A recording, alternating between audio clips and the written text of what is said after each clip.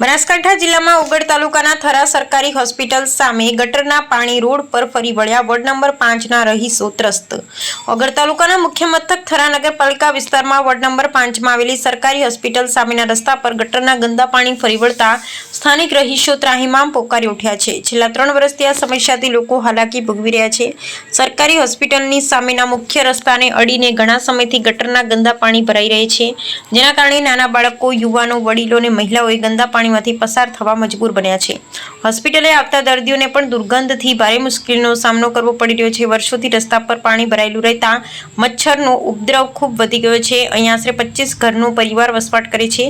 ગંદકી અને મચ્છરના કારણે વિસ્તારમાં રોગચાળો ફાટી નીકળવાનો ભય રહીશોને સતાવી રહ્યો છે। સ્થાનિકોનો આક્ષેપ છે કે નગરપાલિકામાં અનેકવાર લેખિત ને મૌખિક રજૂઆત કરવા છતાં આજ દિન સુધી કોઈ પરિણામ મળ્યું નથી। પાલિકા તંત્ર આંખ આડા કાન કરી રહ્યું હોવાનું રહીશોમાં ભારે રોષ છે।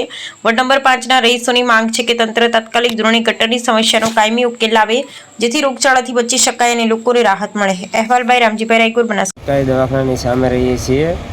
આજથી 2 વર્ષથી રજૂઆત નગરપાલિકામાં કરીએ છીએ કે અહીંયા પાણી ભરાય છે, મચ્છર બધું આવે છે, પણ કોઈ રજૂઆત લેતા નથી। નગરપાલિકામાં 3-4 વાર અરજી આપી પણ કોઈ અમારું સાંભળતા નથી। આજથી 2 વર્ષથી અમારે આ પાણીનો નિકાલ કોઈ આવતો નથી। એ તો કે રોડ આવશે તારે બધું થશે। ચીફ ઓફિસર પણ નથી ઉભરતો। 2-3 ચીફ ઓફિસરને અમે રજૂઆત કરી, જોશી સાહેબને, પણ કોઈ વાપરતા નથી। શું નામ છે તમારું? મારું નામ દશરથ ઠાકોર।